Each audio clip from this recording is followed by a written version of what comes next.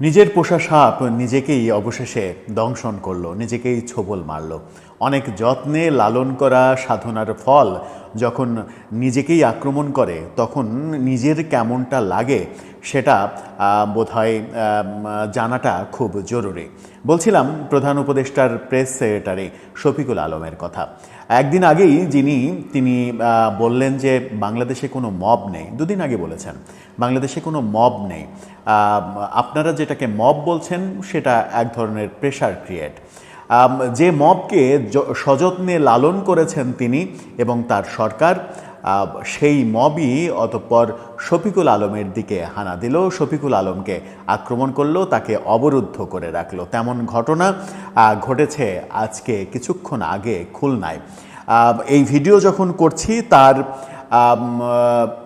40-45 minute আগে পর্যন্ত এই ঘটনা চলছে এমন রিপোর্টই নিশ্চিত করছে গণমাধ্যম। কি হচ্ছে ওখানে?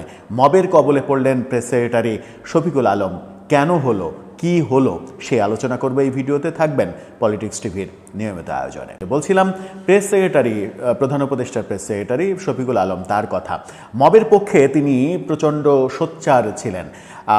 দুদিন আগে একেবারে ফর্মালি সাংবাদিকদের বলেছেন যে দেশে কোনো মব নেই, আপনারা যেটাকে মব বলছেন সেটাকে আমরা বলছি প্রেশার ক্রিয়েট করা, এক ধরনের প্রেশার ক্রিয়েট করা। যারা 15-17 বছর ধরে নানাভাবে বিক্ষুব্ধ হয়ে আছে তারা এক ধরনের প্রেশার ক্রিয়েট করছে যে এটা করতে হবে।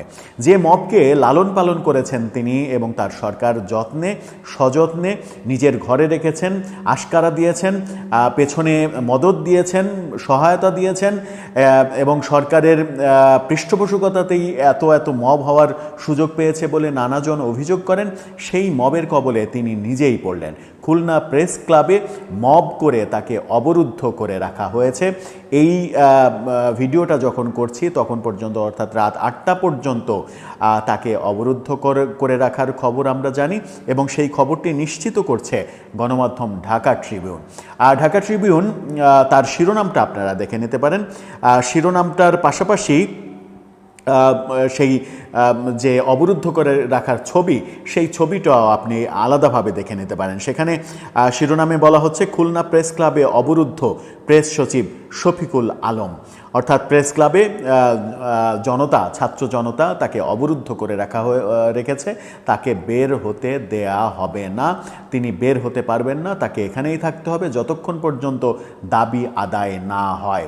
তার মানে একেবারে স্পষ্ট মবের কবলে এবার শফিকুল আলম পড়লেন। কি দাবি, কি হয়েছে সেখানে? খুলনা প্রেস ক্লাবে অবরুদ্ধ হয়ে পড়েছেন প্রধান উপদেষ্টার প্রেস সেক্রেটারি শফিকুল আলম।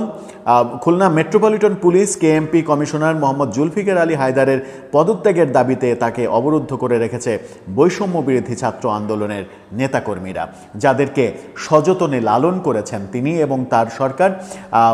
যে কোনো মব ক্রিয়েট করার ক্ষেত্রে কিছু বলেননি, চুপ করে থেকেছেন। তাদের মবে এবার তিনি অবরুদ্ধ হলেন।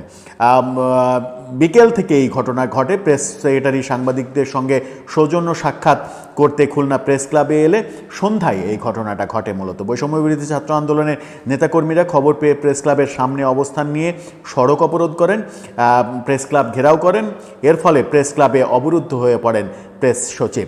এ সময় আন্দোলনকারীরা কমিশনারের পদত্যাগ না হওয়া পর্যন্ত প্রেস সচিবকে সেখান থেকে বের হতে দেয়া হবে না, এমনটা নিশ্চিত করেছে। ঢাকা ট্রিবিউন যেটা বলছে যে 7:30 পর্যন্ত তারা এই রিপোর্টটা যখন লেখে, সেই 7:30 পর্যন্ত প্রেস সচিব অবরুদ্ধ হয়েছিলেন। তার মানে হচ্ছে যে একেবারে স্পষ্ট মব, যে এটা করতে হবে, না করলে আপনাকে এখান থেকে যেতে দেয়া হবে না।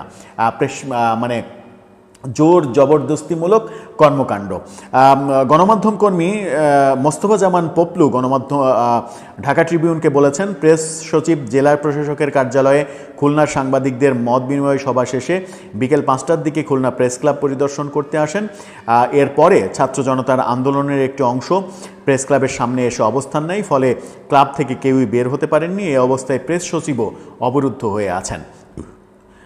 আন্দোলনকারীরা এক পর্যায়ে বলতে থাকেন, কেএমপি কমিশনারের পদত্যাগ নিয়ে ঘোষণা না দিলে প্রেস সচিবও বের হতে পারবেন না।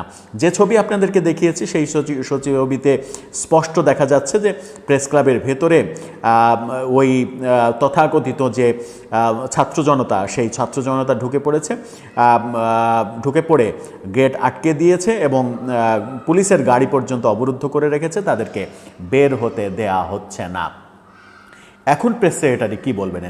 এটাকে মব বলবেন না, নাকি এবারও বলবেন যে না এটা মব না, তারা আমার সঙ্গে আলাপ করতে এসেছিল, সেভাবেই কি দায় এড়াবেন?